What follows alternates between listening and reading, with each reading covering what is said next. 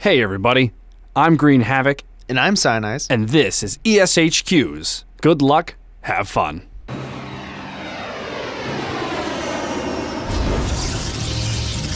Justice reigns from above. No one can hide from my sight. 友人の剣をくれ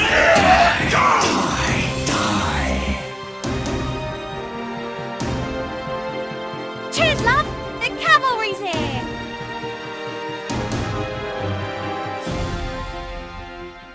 Hey everybody, and welcome to Good Luck, Have Fun, where we're going to be giving you our picks for this week in the Overwatch League. We are on Thursday the 25th. Oh boy. Oh, yeah.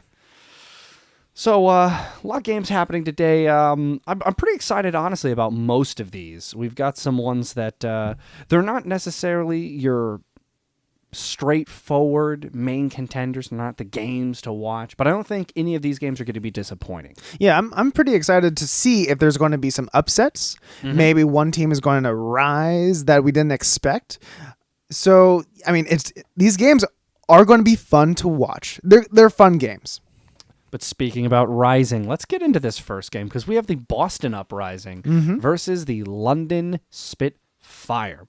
So, talking about some of the pros for Boston, they're a team that has been adapting and learning very quickly. Yeah. I mean, they were a very underestimated team, and when they stole a win from New York in the preseason, I mean, people started to go, maybe they deserve us looking at them. And then they shut down the Shanghai Dragons in overtime in the preseason as well, and they've looked solid in every game they've played. So I really think you can expect a lot out of the Boston Uprising, but if I had to pick a weakness, it's mechanically, they're good, not great. Strategically, they're good, not great. Adapting, they're good, not great. They don't have that last 10% that they need. Yeah. And they are going up against the London Spitfire. And the London Spitfire are a phenomenal team. All around great. And so for me with the London Spitfire, if I had to say a couple pros about the team, it's we went over it yesterday. Yeah. But it's squad depth. It's the fact that it's hard to tell who is an MVP on the team because maybe they're all just MVPs. They're a team that has so many looks, have so many styles, mechanically solid, strategically, adaptability, communicationally. They are a team that is on point. Now, if I had to say some weaknesses about the London Spitfires, they, to me, are a team that, like the Dallas Fuel, there's so many moving parts that sometimes they can get lost in their own moving parts, that they make things too complicated for themselves. They're subbing people in, and instead of just sticking to the strategy and letting the players adapt and work, there's just so many players moving in and out that it's hard to keep track of who should be doing what job when. Sure. So I would say between the two, London still looks like the dominant of these two teams. I would like to see Boston take at least a map if they can. But personally, I am leaning the 4-0 going to the London Spitfire. I'm going to keep them dominating and keep them moving forward. Sure. What about you? You know, I have the Boston Uprising taking a map.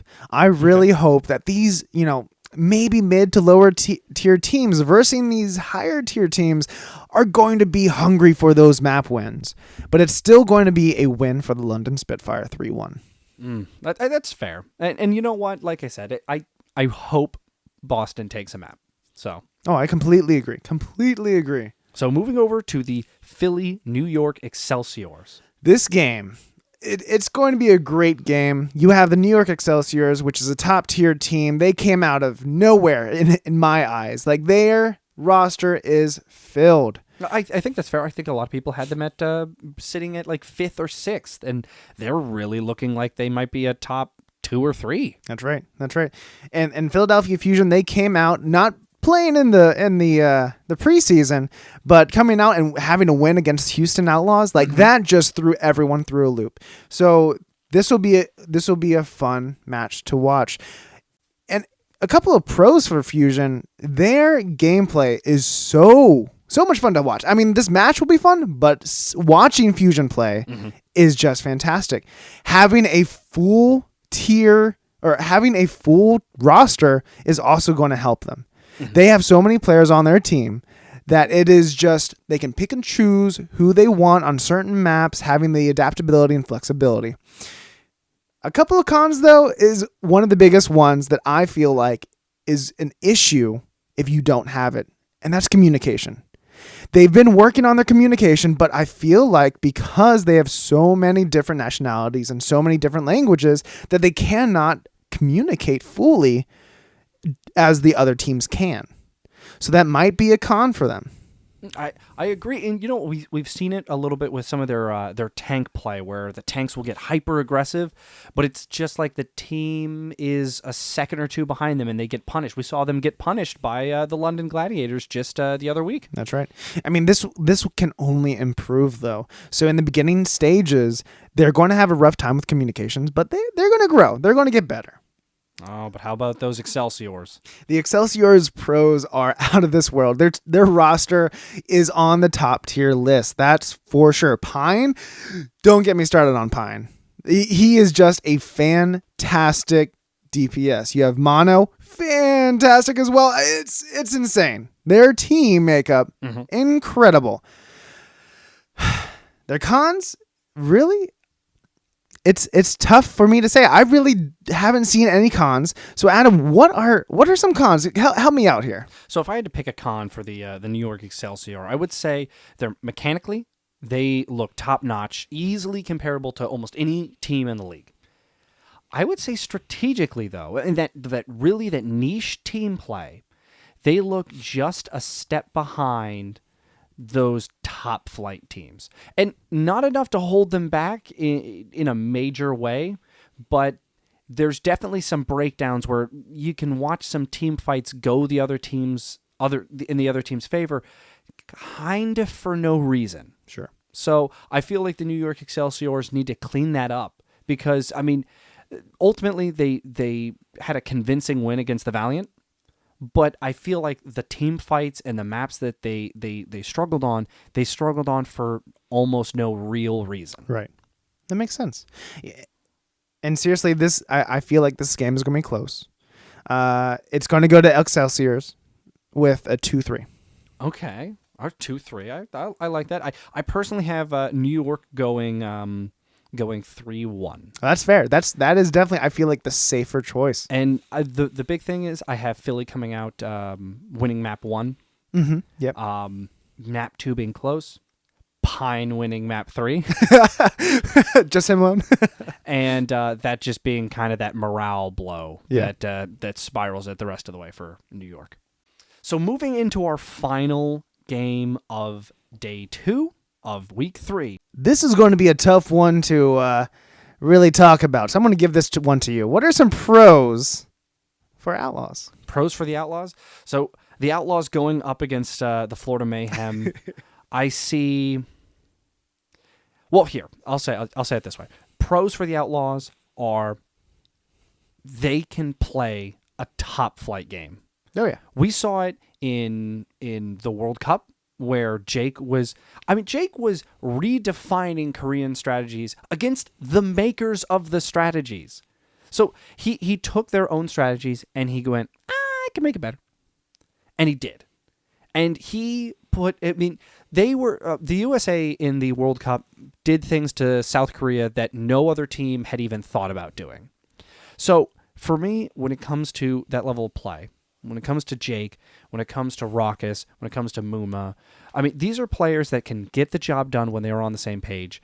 And we saw it they went in this past week 8-0 against the Dallas Fuel and the Shanghai Dragons. And I mean, if I'm remembering correctly, some of the stats for the players were like 53-7. It was ridiculous. I mean, crazy numbers. And oh yeah, I mean, the ultimate usage was always getting the big value. So it's one of those things where I go, if the Outlaws play the way the Outlaws can, they are a threat to every single team in this league. And so that would be my big pro, is they have the potential to threaten anybody. Sure. Wow, that's awesome. I mean, but every team has a con. So, I mean, you really bumped them up there with those pros, but what are their cons? I'm kind of interested in seeing what you have to say. So con-wise, for me, it's almost that same comment. We have seen them play against, top-level opponents and do, phenomenally. We saw them go up against the Dynasty in the preseason, and, it was just a slugfest.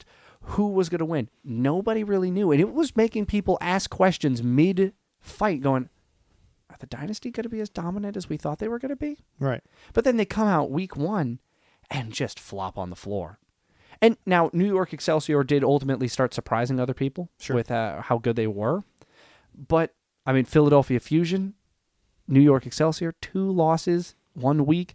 That's rough, and they really underperformed in both of those games. So they have the potential to overperform and be a threat to anyone and underperform and be a threat to no one.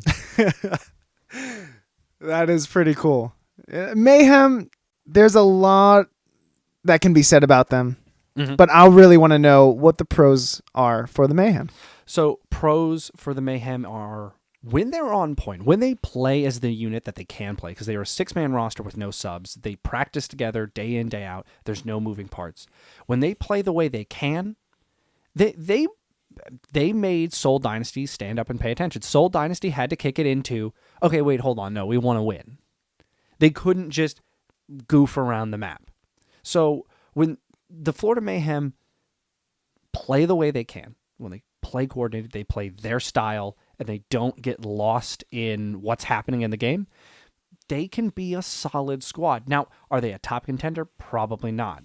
But they can win games if they don't get lost in their own playstyle. And that would be their pro. When they play their way, they can threaten most teams. All right, good to know. Who do you have winning? Who do I have winning? I have this game going. I'm going to say that Houston's on, and Houston's going to take it in a 4-0. I'm going Jake is going to be big. He's going to be riding last week, and he's going to say, you want some mayhem? I'll give it to you. You know what? If they can continue looking like they did in week 2, I completely agree. 4-0 Houston Outlaws.